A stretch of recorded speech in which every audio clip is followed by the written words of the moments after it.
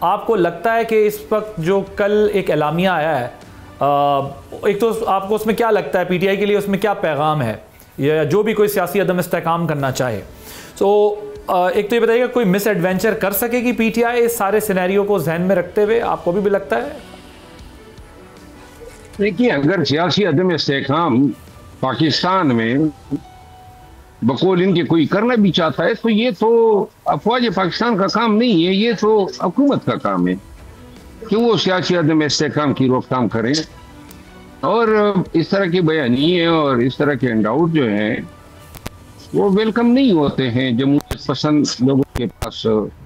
میرا خیال یہ ہے کہ یہ کام اگر وفاقی وزیر اطلاعات اس پہ بات کرتے، وزیر اعظم صاحب اس پہ بات کرتے، اور کون ملک کو عدم استحکام کی طرف لے جا رہا ہے یہ بھی تو سوال ہے.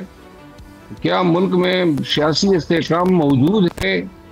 کیا ملک میں جو ہیں سیاسی استحکام لانے کی ضرورت نہیں ہے؟ اور کیا ملک میں لیجیٹیمیٹ پروسیس جو ہیں اور گورننس ہو رہی ہے؟ پاکستانیوں کا حق ہے بحیثیت پاکستانی کہ وہ اپنے ملک کے معاملات کو سنوارنے کے لیے کوشش کریں. اگر اس میں لیگیلٹی ہے، لاقانونیت ہے، قبضے ہیں، تو ان چیزوں پہ پاکستانی اگر کنسرن نہیں اٹھائیں گے تو تاریخ ان پاکستانیوں کو معافی نہیں کرے گی. اوکے، محمود مولوی صاحب، آپ کے خیال میں اس میں کیا پیغام ہے پی ٹی آئی کے لیے؟ اور جس طرح بات ہو رہی ہے ابھی، آپ کو کیا لگتا ہے کہ اب کوئی مس ایڈوینچر کر پائے گی پی ٹی آئی اس سارے پروسیس کے اندر جس طرح کی ابھی اس وقت پوزیشنز لے لی گئی ہیں دونوں طرف سے؟ دیکھیں، پہلے تو میں کہوں گا اس وقت دیکھیں پی ٹی آئی بدقسمتی سے کوئی لیڈر ایک پیج پہ نہیں ہے. پہلے تو ایشو یہ ہے کہ جو علیمہ آپا جو ہے وہ الگ پیج پہ ہیں، بیرسٹر گوہر الگ پیج پہ ہیں، اچک زئی صاحب الگ پیج پہ ہیں. آپ یہ دیکھیں نا، اچک زئی صاحب اور بیرسٹر گوہر صاحب کہہ رہے تھے مفاہمت ہونی چاہیے. علیمہ خان صاحبہ کہہ رہی تھی کہ جی جو مفاہمت کی بات کرے گا اس کا پی ٹی آئی سے کوئی واسطہ نہیں. تو پہلے ان کو یہ سوچنا پڑے گا کہ دیکھیں کسی کے ہاتھ میں تو لیڈ دینا پڑے گا نا. خان صاحب اگر جیل میں ہے تو لیڈ تو کوئی لے گا نا. دیکھیں جو ذرا سا لیڈ لیتا ہے اس کو دیکھیں وہ سوشل میڈیا اور یہ کر کے سائڈ لائن کر دیتے ہیں. جو میں کہوں گا باشعور لوگ ہیں جو سیاست کو سمجھتے ہیں ان کو وہ سائڈ لائن کر دیتے ہیں، اور وہ جو ہے وہ ایک انتشار کی سیاست کی کوشش کر رہے ہیں.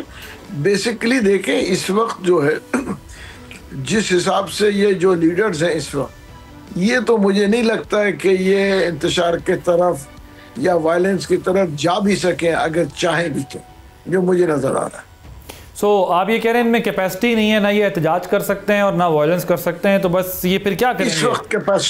اس وقت ان کی کیپیسٹی نہیں ہے. اور میرے خیال سے اس کے اوپر میرے بھائی شیر محمد صاحب جو بیٹھے ہیں ہمارے شو میں، ان سے زیادہ بہتر کوئی بھی اس کا خلاصہ نہیں کر سکتا. لیکن ظاہر ہے اگر آپ وہ پڑھیں تو اس میں کہا گیا ہے کہ forum categorically rejected the nexus between terrorism, crime and vested political interests. No malicious interest, political or otherwise aimed at undermining national unity, security and stability would be tolerated, nor would anyone be allowed to create divisions between the armed forces and the people of Pakistan. So وہ جو digital media کے اوپر جس قسم کی campaign یا جس قسم کا ماحول ہوتا ہے یہ اس طرف غالباً ڈیجیٹل میڈیا پہ جو ہو رہا ہے وہ تو کہیں ایکسیپٹیبل ہے ہی نہیں. آپ مجھے بتائیں نا، اس وقت پوری دنیا فیلڈ مارشل کی تعریف کر رہی ہے، امریکہ سے لے کے پورا پرشین گلف، سعودی عربیہ، مطلب یو نیم اٹ. آج جو ہمارا مطلب نام پاکستان کا لیا جا رہا ہے دیکھیں نا، اور بڑی اچھا جو ہے انٹرنیشنلی تو ہماری کی بڑی ریکگنائزیشن ہے. اگر ایک جگہ ان کو اتنا جو ہے پروموٹ، مطلب پوری دنیا ان کو پروموٹ کر رہی ہے، پوری دنیا ان کی تعریفیں کر رہی ہے، اور ہمارے ملک میں لوگ بیٹھ کے ان کو تنقید کا نشانہ بنائیے تو ایکسیپٹیبل ہے ہی نہیں. سبسکرائب کریں اور بیل دبائیں تاکہ کوئی خبر رہ نہ جائے.